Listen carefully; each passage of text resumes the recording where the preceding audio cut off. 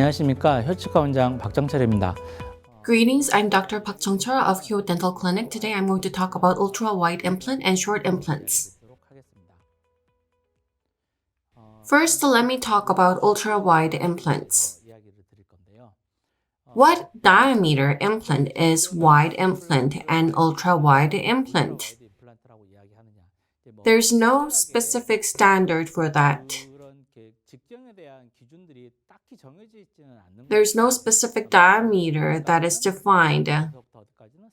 Nothing is really standardized in terms of what is defined as narrow, standard, and wide implants. In general, wide implants refer to implants with over 5.0 millimeter diameter.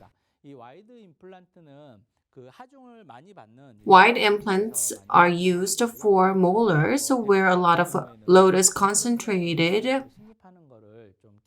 In the case of molar, I use 5.0 implant.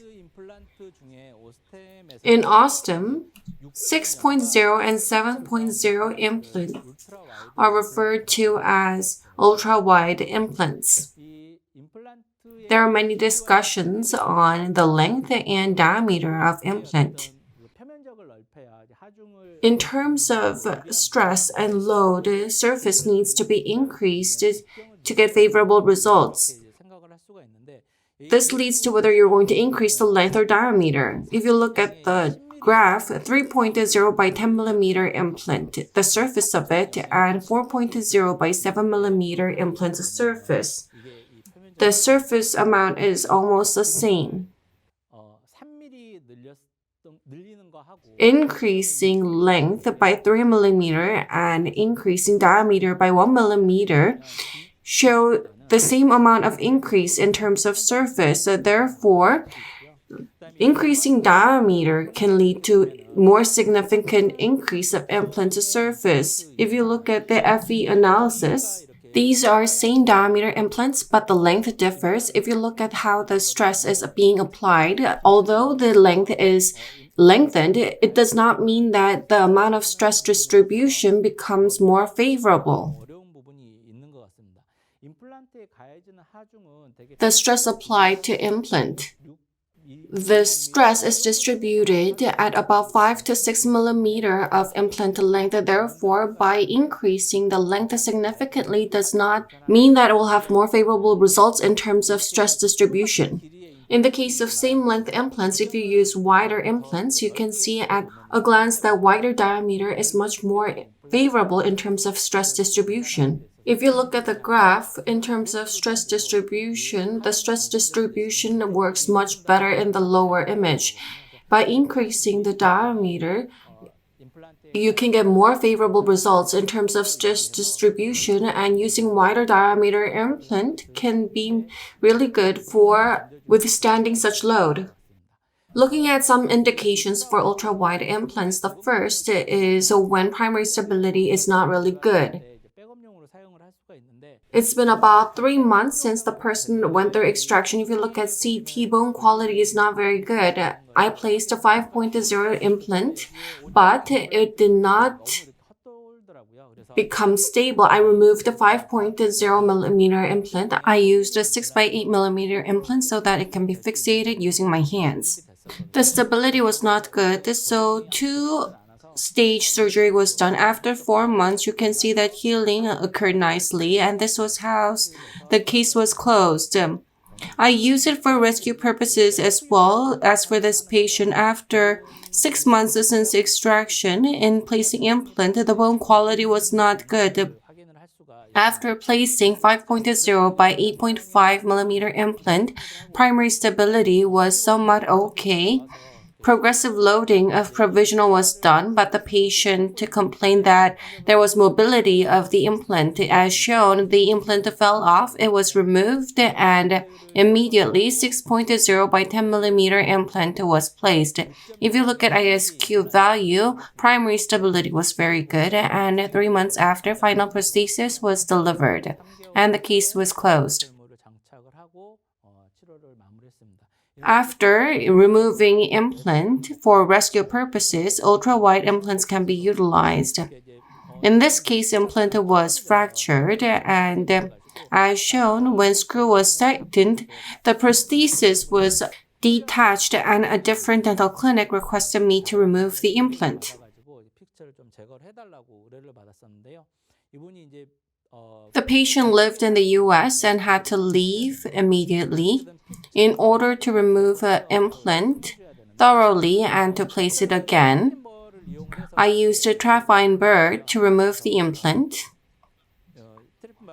It was how it was removed. The ultra-wide 6.0mm implant was placed, the surgery was done, and I sent the patient back to the dental clinic that referred the patient to me, and the patient returned to the US. If there were no ultra-wide implants available, the patient would have had to go through GBR and wait. I helped to salvage the case using the ultra-wide implants. In the case of upper, you can do sinus lift. Therefore, there's not a lot of limitation in terms of length, but in the case of lower, there's inferior alveolar nerve, and if the amount of bone height is limited, you need to place short implant. In the posterior area where load is concentrated, it can be quite stressful to place the short implants. In this case, in number 36, 5.0 by 6 mm. In number 37, 6 by 6 mm short ultra-wide implants were placed, and that's how the case was closed. If there's anatomical limitation, by using wide and short implant, you can help the patient withstand the load in the posterior area. In the case of ultra-wide implant, not many people plan from the beginning to use ultra-wide implants. You don't see dentists saying, I'm going to place a 6 by 7 mm implant often, but there is a dedicated kit, and in that case, you need this ultra-wide kit. There's ultra kit and taper kit. In the case of ultra kit, it's for straight body type implant placement. It's a dedicated surgical kit. In the case of taper ultra kit, it's for placing taper body type ultra wide implant. Next, I'm going to talk about short implant. There is no specific standard in terms of implant length, and there's no clear classification between standard long and short implant. In general, criteria for standard implant, according to this study, it is between 10 to 11 mm. These days, a lot of people regard 8.5 to 11.5 mm implant as standard implant. A short implant refers to 6 or 7 mm implant. The extra short implant refers to implants below 6 mm. In the case of Ostem's TS implant, you can see 6 mm implant. This is the short implant. And there's extra short implant, which are 5 mm and 4 mm in length. The Korean Ministry of Food and Drug Safety does not permit implants that are below 6 mm in length. Therefore, in the case of extra short implants, the entire length of these implants are not 4 mm or 5 mm. There's a bevel, and the entire length is 6 mm. Up to this point is where the implant is embedded in bone, and this area is in contact with soft tissue. Therefore, in this way, 4 mm, 5 mm implant are available. If you look at the specifications, in the case of short implant, 5.0 diameter implant and above. Short implants refer to 6 mm and below.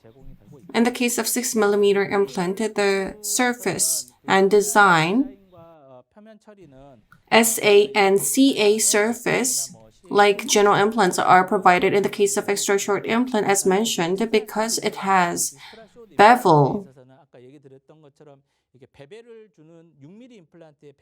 The length that goes into the bone is 5 mm and 4 mm. The bevel surface, it may have different surface treatment.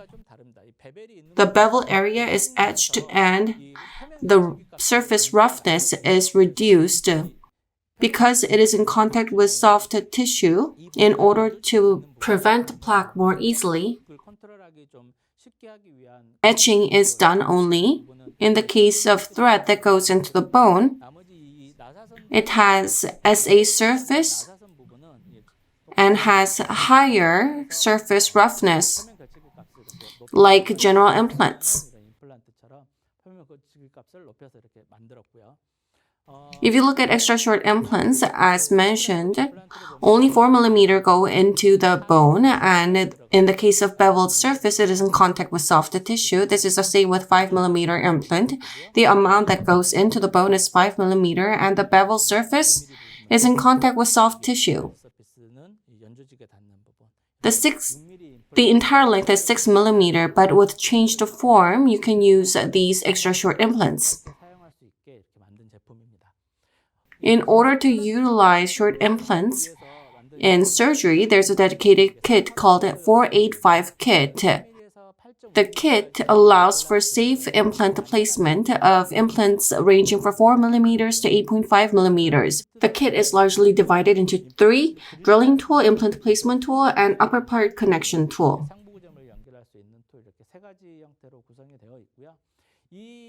The benefit of the drill within this kit is that it is similar to the casket drill. Because of the bone lid, even if we penetrate this inferior margin of the sinus floor, the sinus membrane is not damaged. In the same way, even when you punch the inferior alveolar nerve, because there's bone lid, the inferior alveolar nerve will not be damaged. If you use twisted drill, the inferior alveolar nerve may be damaged, but if you use 485 kit, because there's bone lid, it does not directly damage the inferior alveolar nerve. It secures such a safety like the casket.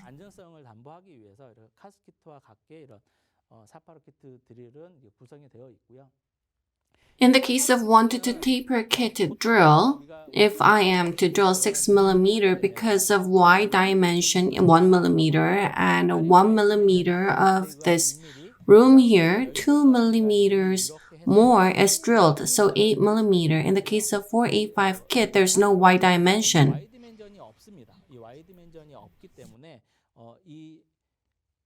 From what is marked to the other side, it's 6 millimeter, and therefore the additional space is 1 millimeter. 7 millimeter drilling is done, so you can assume that 1 millimeter more will be drilled. You'll be able to do drilling more safely. There can be concerns of long-term survival rate of short implants. Many people doubt whether the short implant would be able to last. If you look at the literature in 2009, at the time the survival rate was rather low. This is because this literature is from the past. As of late, such tendency have improved. If you look at the latest literature, there are short implants such as 6 millimeter and 4 millimeter, and the success rate is quite high. Even if we use a single short implant, in the case if you use wide diameter, 100% success rates were observed. When you do splinting, the success rate was quite high. In the case of full arch, even though extra short implants were used, when it was used with cross-arch splinting, very high success rates were observed. This is a study done by an Italian dentist. The dentist looked at how stable short implants were in marginal bone. Different categories were looked at. In marginal bone, it was very stable. The group with no platform switching showed highest marginal bone loss. In other groups, no particular bone loss occurred just because it was short implant. Therefore, if you use a short implant appropriately, you'll be able to get good success rate. There may be some areas of concern due to short implant to crown ratio. If the crown is excessively big compared to the implant, it may be a problem. If you look at the studies, in general, if the implant to crown ratio does not exceed 2, the success rates appear to be high. There was a comparison in a study between short, standard, and long implants used in sinus, and the survival rates were compared. Just because it was short implant, the survival rate did not fall below standard implant. If you use a short implant appropriately, it could be a great implant treatment option.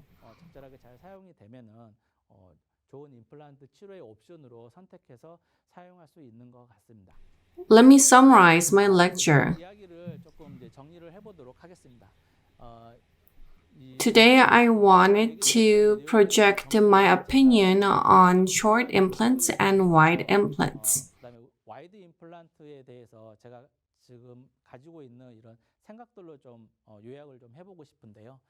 Just because it's a short implant does not mean that it will lead to reduce the success rate. However, when you use short implant, I recommend you use wide type implant. And implant to crown ratio should not exceed 2.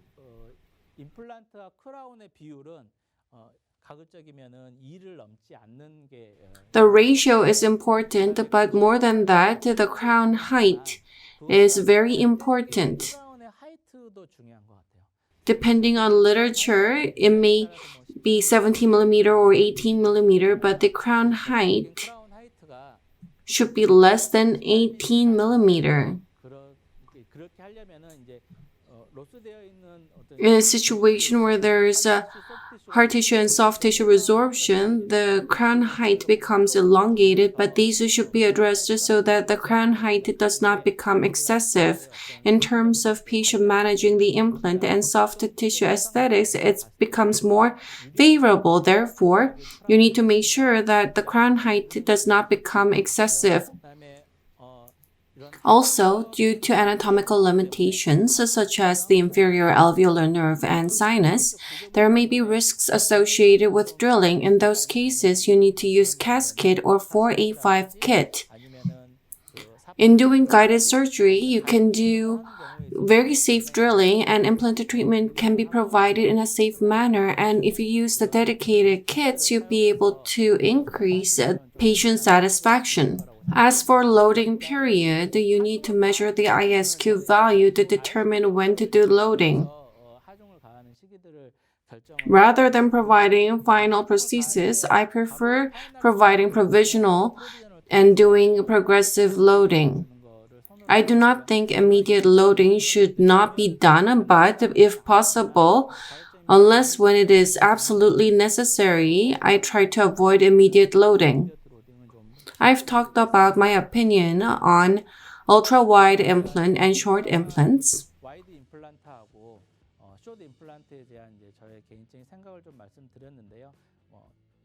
In master course seminars, you'll be able to actually do some hands-on practice using wide implants and short implants. And a lot of clinical cases can be discussed. I hope I see you in offline course and study together. This is the end of my lecture. Thank you.